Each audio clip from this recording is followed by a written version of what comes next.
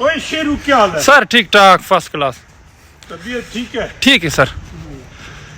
Sir सुना है खैबर पख्तूनख्वा में वीसीओ के लिए नया कानून ला रहे हैं। हाँ, वो कैबिनेट से अप्रूव करा है तो ज़ाहिर है पार्लियामेंट सूबाई असम्बली से भी करा लेंगे। पीटीआई की हुकूमत है और वो वीसी की टेन्योर 1 साल बढ़ाया है, बट इट्स नॉट गुड क्योंकि वो कहते हैं कि चीफ मिनिस्टर होगा। अब वो जो गवर्नर के पास वैसे भी पावर नहीं थी 18th अमेंडमेंट के बाद, लेकिन एक चांसलर का रोल था सेरेमोनियल जो इंडिया में है। अब वो कहते हैं चांसलर नहीं होगा, सब कुछ चीफ मिनिस्टर होगा।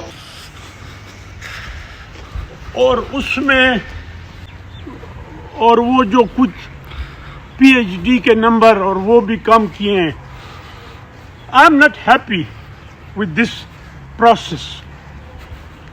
और वाइस चांसलर को 2 साल के बाद रिव्यू होगा और मीनवाइल उसकी तो और जो वाइस चांसलर 2 टेन्योर गुजार चुके हैं वो दोबारा अप्लाई नहीं कर सकते। और कुछ वाइस चांसलर ऐसे थे दे वर डूइंग वेरी गुड, अच्छी परफॉर्मेंस है उनकी, अब वो दोबारा अप्लाई नहीं करेंगे। वो मैं 2-3 केसेस जानता हूँ।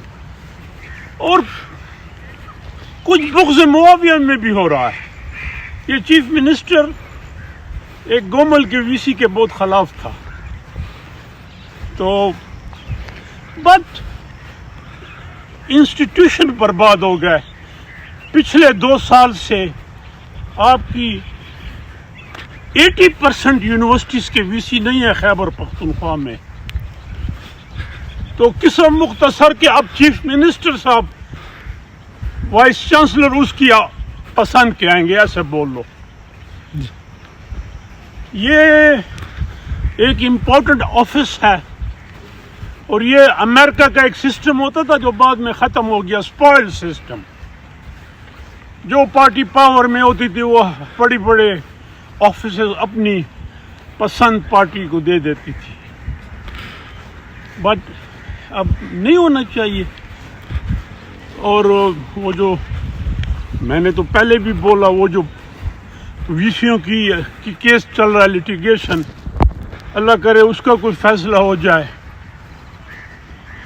अब चीफ मिनिस्टर साहब जो कि इलेक्टेड होता है पॉपुलरली, अब वो वाइस चांसलर का चांसलर होगा और उनको इंटरव्यू करेगा। शेरू जी, मैं पॉलिटिकल साइंस का स्टूडेंट हूँ, प्रोफेसर हूँ। डेविड ईस्टन ने कहा था, उसका थ्योरी है स्ट्रक्चरल फंक्शनल, कि स्ट्रक्चर जब हम चेंज करते हैं तो फंक्शनल पे अफेक्ट होता है। फॉर एग्जाम्पल 8th अमेंडमेंट थी तो प्राइम मिनिस्टर कमज़ोर हो गया, प्रेसिडेंट स्ट्रांग हो गया। ये जो अमेंडमेंट चेंजेस, ये चेंजेस स्ट्रक्चरल होती हैं, फिर आगे फंक्शनल पे हम स्ट्रक्चरल चेंजेस ला रहे हैं कि फंक्शनल जो है वो कमज़ोर होता जा रहा है। भाई चीफ मिनिस्टर का क्या लेना देना यूनिवर्सिटी से?